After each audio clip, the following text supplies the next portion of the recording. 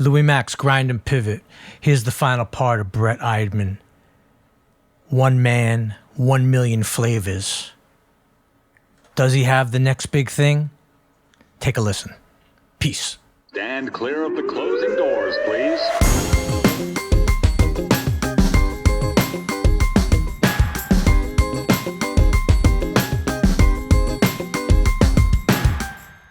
You know, what was it that you really want? And so you do still shoot for the stars. I love like I've said this word the whole time, I love the gusto.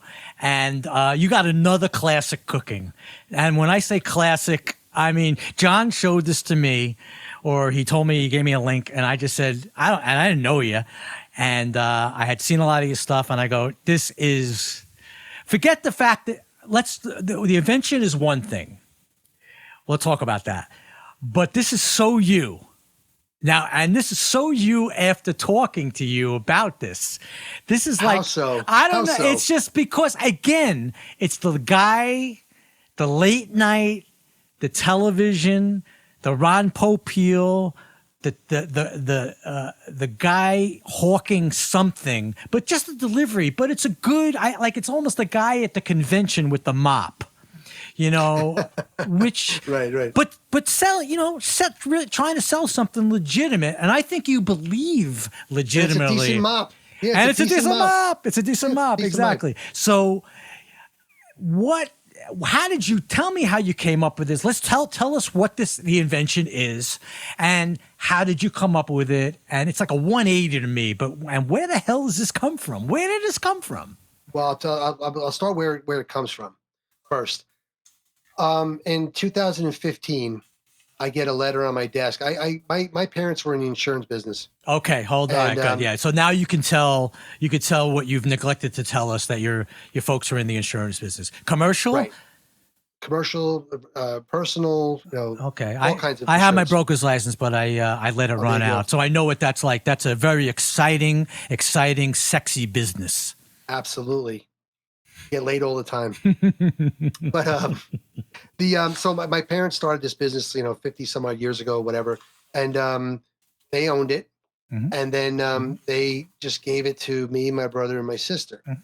So, and I worked there for 20 years while I was doing everying else. Right. You have your broker's license? You got your license? You're a producer? You've just been working administrative? I was doing, kind of like office management. I was doing like everything. I was doing data entry. I was calling calling companies and calling clients and pay your bill and different things like that. And I was there, helping people that would come into the office. Of course. So I thought I was a good representative of what the business was. My both of my parents are the most ethical, decent people that I've ever met. So I felt that I fit right in, because I'm not out to get anybody. And I don't screw anybody over. I never have, and I'm not going to, I'm never going to start at this point. I'm not going to say, when I turn 60, I'm going to start screwing people. I'm not going to do that. Nah, that's not you. I want to be able to sleep at night. That's not you anyway. Right. So the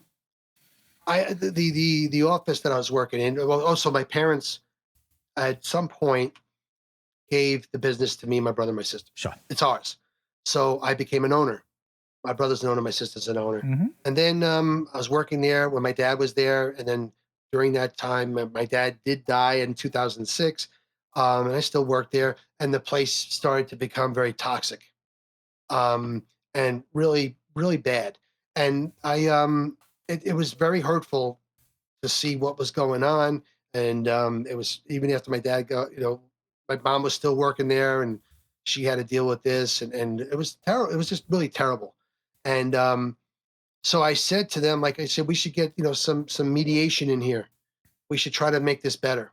Okay. And so I got them, got all of us together, and we got a mediator, and we went to this woman's office, and I thought it was going really well. I was like really surprised. I thought we were making some progress.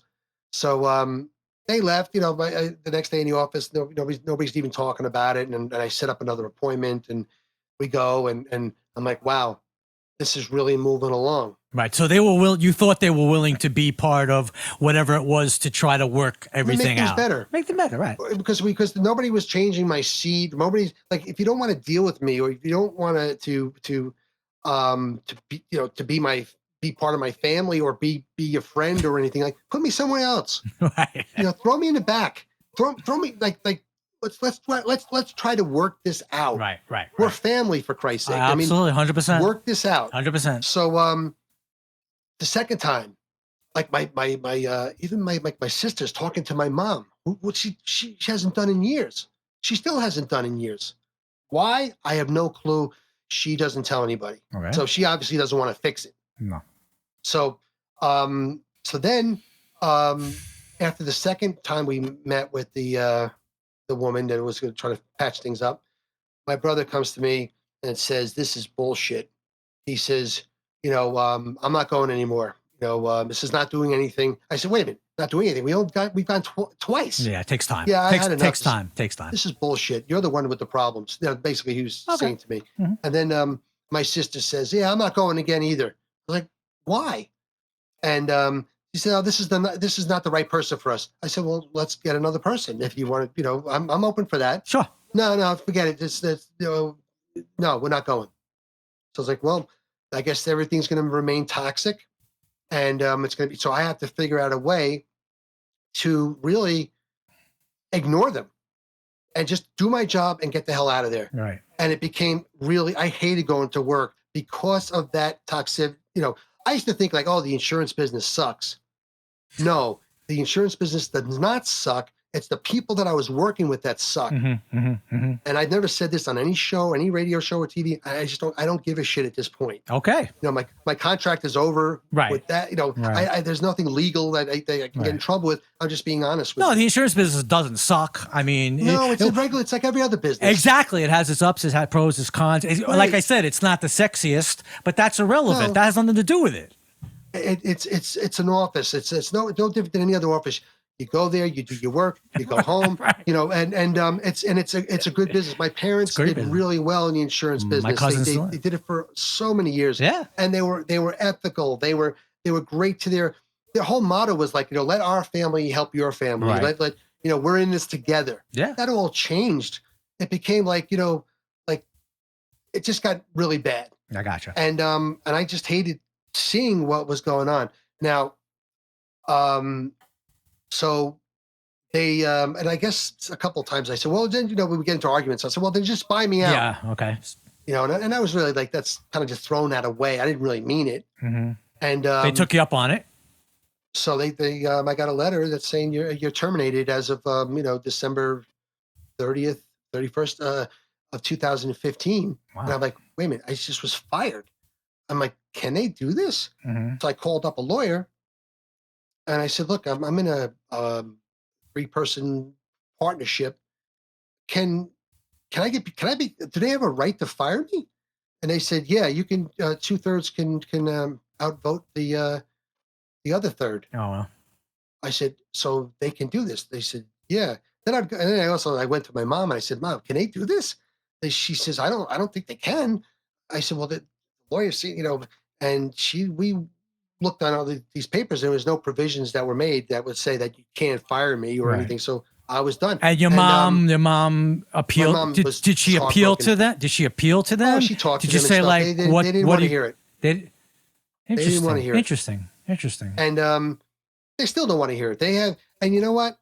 They didn't want to go to the lady that the mediator lady, because they already had in their idea they're getting rid of me. Yeah. Okay. And they were out to get me for a while. I didn't know it. And I'll tell you another thing. Like I now understand what it's like to be in an abusive relationship and not know it. Interesting. Because that's exactly what I was in. You had no idea. Now they would probably say the same thing about me, that I'm an asshole and I'm just and I'm both sides. all this sort of stuff. Mm-hmm. Yeah. So I'm sure they justify their actions and their reasons for firing me, whatever it is. But I'll be damned. I would never fire a family member. Yeah, I was going to say, it's your blood. It's your blood. It's your, work something out. figure, Blood doesn't mean shit. figure something out. Figure something Right. out.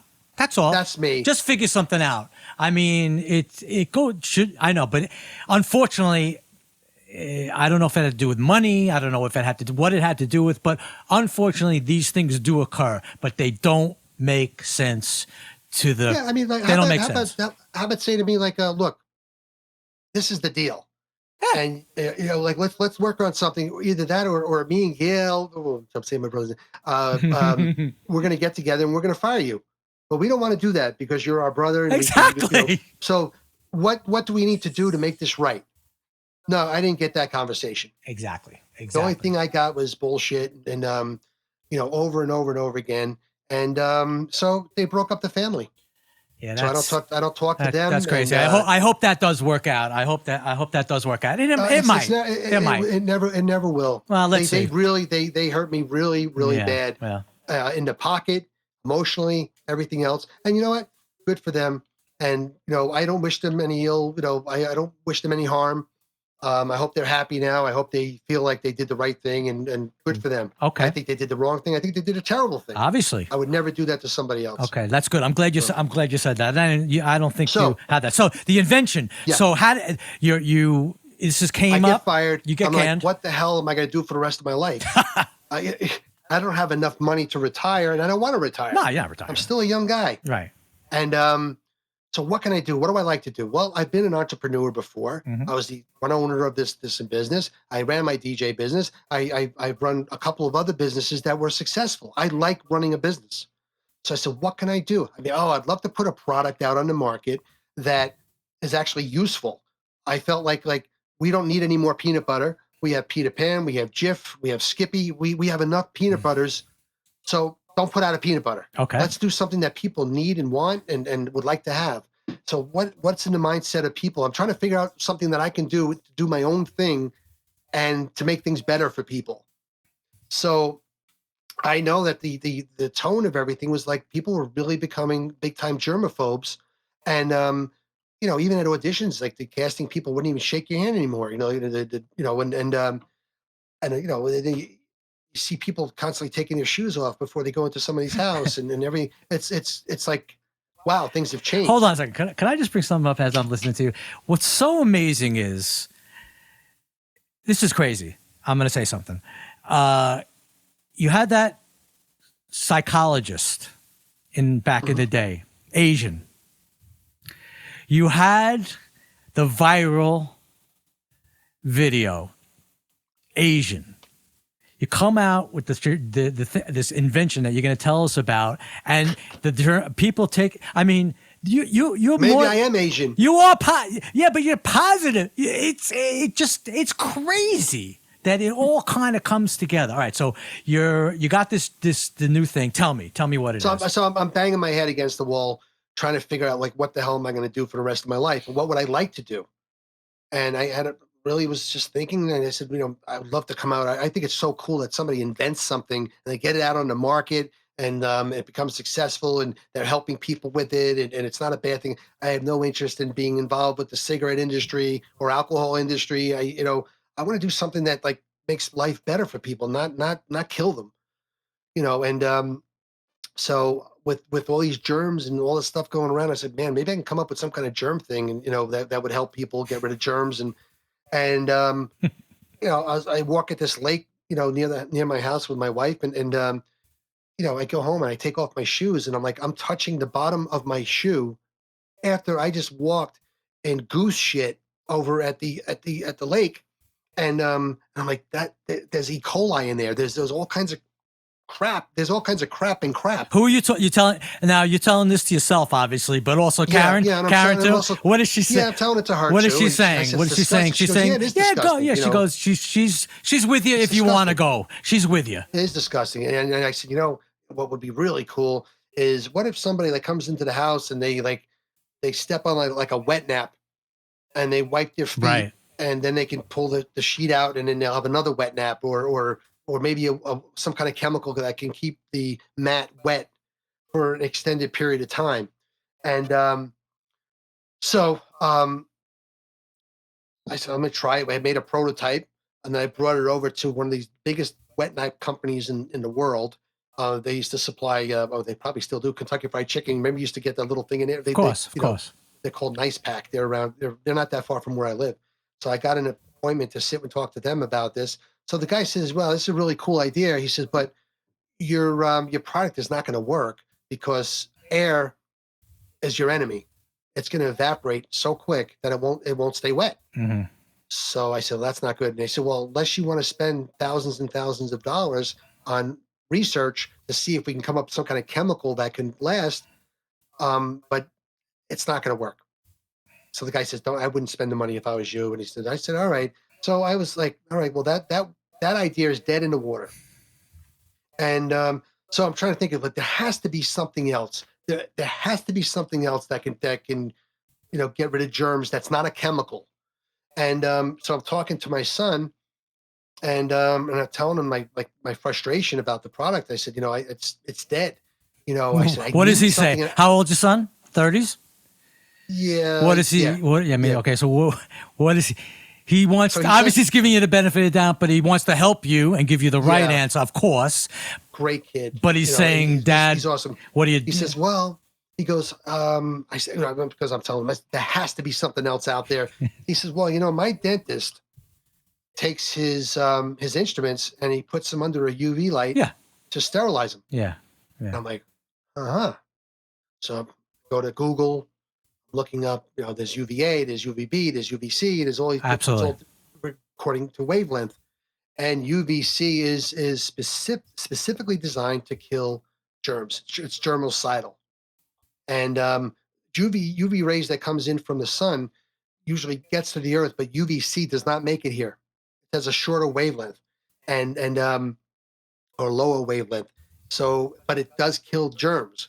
And so I start doing my homework and research, and then I said, I'm going to make something, based on that mad idea. And oh my God. And it's been the most frustrating, craziest, expensive thing I've ever done. I mean, it's cost me thousands and thousands of dollars. Using your own so money. much Using your frustration. own money. Yeah. And money and using my own money, and I don't have a job. Right. I mean, yes, I was getting buyout money, but I needed to live too. Yeah, I of needed course. to Of course. pay my mortgage Of and course. stuff, Of course. So I was spending any money that I could that I had saved up or had laying around or whatever, any help So and I've been doing it ever since, and now I'm getting closer and closer to putting out the product, and I'm very close to getting it to the market. So you have So dyes made, and you had all the whole 9 yards. Well, Overseas. Overseas. we had prototypes. We had several prototypes made, but that was 3D drawing. Oh, 3D printing. Right. Right. 3D printing. Right. And so I used all different kinds of stuff, and then everything inside has to be certified by UL listing. Sure. Sure. There's a lot of stuff. So I'm at the point now where I've just I got my patent. I have one patent that came through. Mazel and then I'm tov. waiting on another patent, which will go through. Utilities patent is already set. I have that, and then the design patent is patent pending, and now I'm finishing up the certification. I had to switch a lot of things around to meet the certification to make sure it's safe and I can actually sell it, online and whatever. Right. And so I'm finishing up a couple of things with the certification. Then I'm gonna have my final drawings done. Then I have to go to people that I kind of have lined up who are going to give me quotes on molds. And Dyes those or are molds, steel right. molds. Yeah, and, that's a big deal. For That's a big injection deal. molding, that's a big That's a big number. deal. Yeah. And then hopefully go into Production. I'm meeting with people about different things, whether investing in the business or licensing the product. That's so those are not done deals. They're just meetings at the time. So I'm not sure which so you're direction pitching. it's going to You're go. pitching. You're pitching right Yeah. now. And people are actually approaching me too, so that's really nice. Right. Question. I like being approached. Yeah, I know. Question. So once you get some sales going, if you can, is this like a Shark Tank type thing, possibly? Possibly. Yeah. This one guy that I'm going to talk to who's associated with the Home Shopping Network. I don't know. Are they the same company? I don't know. Home Shopping Well, Network. QVC, well, the Home Shopping Network, I mean, they're all affiliated. All of those guys on there have stakes in a lot of different things. But I think it's a question of, again, I think everybody who's on those has sales first and then they get on. Right, But, exactly. But Because you're going to go out there and say, "Oh, I want $100,000 or $200,000," and you value a company at $1 million, and what are your sales? Nothing. Well, how do you get $1 million out of that? Right. Well, right. it's the idea. Well, the idea that does, It's TV also. um, Don't forget, it is yes. television. And I heard from a friend the other night that they also take a percentage themselves, the producers of that show. So not I'm only are not you paying surprised. 30% to Robert, you're also going to pay another percentage to the producers of the Shark Tank. I don't know if that's true or not, Could but be. I would go on there if I had sales. Of course. Just for the PR, You'd be perfect. Whether I got a That's deal or your. not. That'd be your thing. That'd be That'd be fine. that'd be a walk in the park. I mean, I could see you doing it for other people.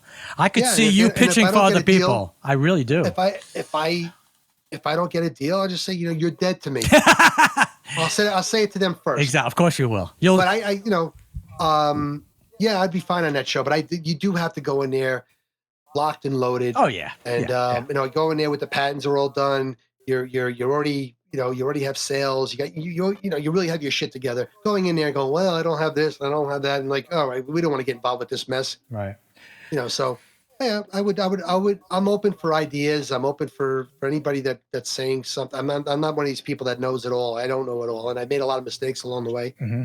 And I try to learn. Absolutely. So, what's the name of the product? Tell us a little bit. Tell us what it is, and tell us what we're going to be looking forward to. It's Pro Mat 99. That's Pro PRO, and then another word Mat MAT, and then the number 99. Beautiful. So Pro Mat 99, killing germs every time. Well, you could rhyme it with a lot of stuff. It is the world's first portable. What's the other one? Battery operated UVC soul sanitizing device. I love it. And it's I had it tested, another expense. I had it tested in a laboratory in Montana for effectiveness, and it did 99.9% of the germs and bacteria on the bottom of your shoes. So I'm doing everything right in the sense of not like I'm getting everything tested. I'm doing everything by the book. So this way everything's safe and it's good and it's going to be a quality product. I don't know exactly what the retail is going to be on it, but I would love to. I mean, right now, all the things I get for it is really expensive because I'm ordering one or two pieces.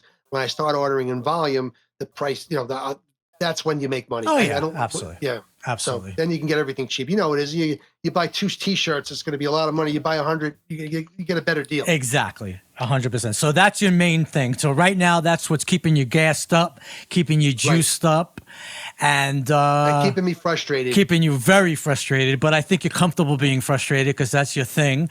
Yeah, if I hate to say, sometimes we get comfortable being uncomfortable. But I will say, a pleasure talking to you. Same here. Really was. Nice. I mean, really, I had a lot of fun. Thank you for having me on. I appreciate it. I think your old man, I got to tell you, I think your old man would be super, super. He is proud of you. He was proud of you. He's looking down. Thank you. I think he's laughing. Because I think you're fun. You are funny. I mean, you're which is good, which is a good thing. I think maybe the fact that you've taken a little pressure off yourself is better for your own head and for your own being. But I still think you got something there, though. I still think. Yeah, I wouldn't mind being the next My Pillow guy. Exactly. That's where. No, that's it. Yeah, that's what I'm saying. The guy who does the Flex Seal. Yeah. Even if it's not your product, you would be great at being a pitch person for a product. Yeah, Think about I'll that. I'll be pitching my own product. I know it better than anybody else. Yeah, that's fine, which is great. I've been around it for 4.5 years already. I wish you only the best. Well, also, take a shout out on the doc too, because I love the documentary. It's called In the Name of Comedy. In the Name of Comedy. It's on Amazon Prime. If you want to go to the website, it's inthenameofcomedy.com. That shows it has a trailer there, and plus the awards that have been won, and the film festivals that we were in. Pretty much all of them that are listed there. That we've done a couple more that are not listed there. And also ProMat 99 has a website too. It's a temporary website because it's going to turn into an e-commerce site very soon. Good. So it's promat99.com. And it's on Indiegogo, raising some money. That's a whole other show. We'll do. Right, of course. But I kind of approached that I lived and learned on that. I didn't approach it exactly the way you're supposed to approach a campaign on Indiegogo, but I know for now. I know for next time. How about social media? And in social media, just I'm on Facebook and Twitter and Instagram. I hardly go to Instagram, but on Facebook, it's just Brett Eidman, BrettEidman. It's right written up there at the top. Yeah, I see that. Yeah. Get on Instagram. Yeah, I think it's I'm on there, but I don't go engage. as much as I should. Engage. You'd be surprised for what you're doing. Not only ProMat 99, but all the stuff prior, and just you as a guy. And there's a lot of good stuff on there just to do while you're on the toilet. Good. I always need to be entertained. Yeah, maybe you'll find the girl from St. Louis, just to say hello. I dream about her all the time. Right, Karen? Just to say hello. Yeah. Wait a minute. But your wife is like, yeah, do me a favor. Find her. Go, please. I'll buy you a ticket. Exactly. So, I want to say thank you, man. I wish you only the best. It was a pleasure. Had a lot of fun. Thank you, Louis. Same here. And, thanks for having me on your show. I appreciate it. My pleasure. Only the best. Stay well. Stay safe. And I'll speak to you soon. Sounds good. Thank you very much.